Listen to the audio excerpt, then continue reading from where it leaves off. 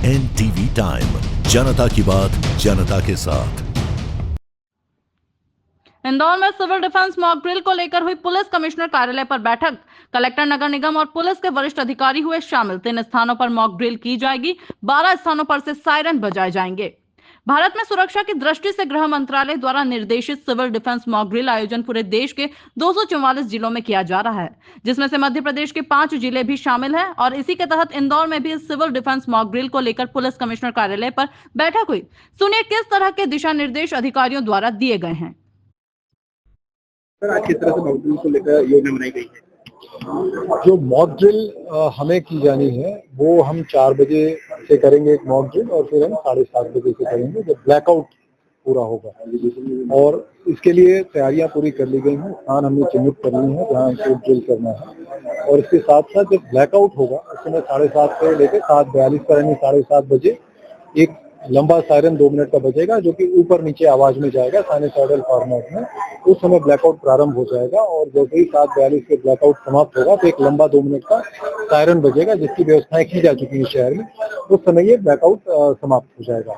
इस समय ब्लैकआउट के दौरान जो मूवमेंट में गाड़ियां रहेंगी उनकी भी हेडलाइट और जो पीछे की लाइट अपनी लाइटें बंद करके उनसे अनुरोध है कि जिस स्थिति में है वहां पे धैर्य और संयम के साथ इन 12 मिनट प्रतीक्षा करें। इस मूवमेंट जो होना है उस दौरान एम्बुलेंस और अन्य आकस्मिक सेवाएं जैसे फायर इत्यादि के लिए जो गाड़ियां जाएंगी उनको इनसे मुक्त रखा गया। तो हम इस प्रकार से अपनी गाड़ियों को खड़ा करें ताकि आकस्मिक सेवाओं के लिए जाने वाली गाड़ियों के लिए किसी प्रकार से कोई बाधा उत्पन्न ना हो।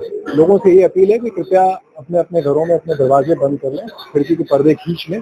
अगर कोई आकस्मिक स्थिति में आपको रोशनी का यूज भी करनी पड़ती है तो उसका कोई हिस्सा बाहर किसी प्रकार की कोई रोशनी या प्रकाश नहीं आना चाहिए। इस प्रकार की व्यवस्था कर लें और धैर्य और संयम के साथ रहें। आपको संबंधित अधिकारी, जो पुलिस अधिकारी या उस क्षेत्र में जो अधिकारी हैं शासकीय, जो गाइड करते हैं, कृपया उसका पालन करें और उस द्वारा हमारा पूरा सहयोग करें। आधार पर हमारी सभी तैयारियां पूर्ण कर ली गई हैं।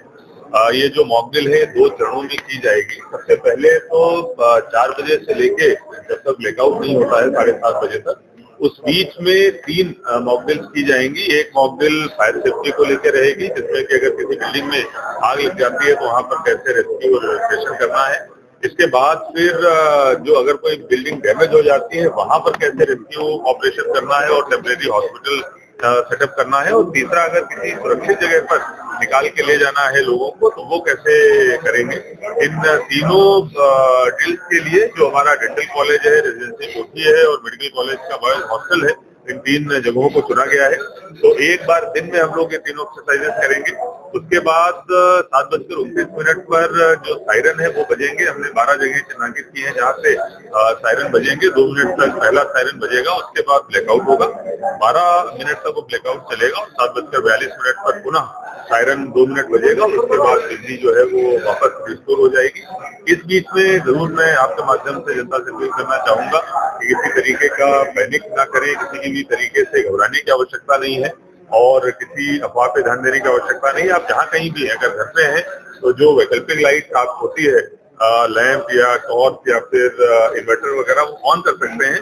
लेकिन अगर वो आप ऑन कर रहे हैं तो खिड़की और खिड़की ऊपर पर्दे अवश्य बंद कर लें, जिससे कि हमारी जो मॉक ड्रिल का उद्देश्य है वो पूरी तरीके से पूरा हो जाए। अगर आप कहीं रोड पे भी ट्रेवल कर रहे हैं तो आपकी जो गाड़ी है उसको साइड में पार्क कर लें, लाइट बंद कर लें।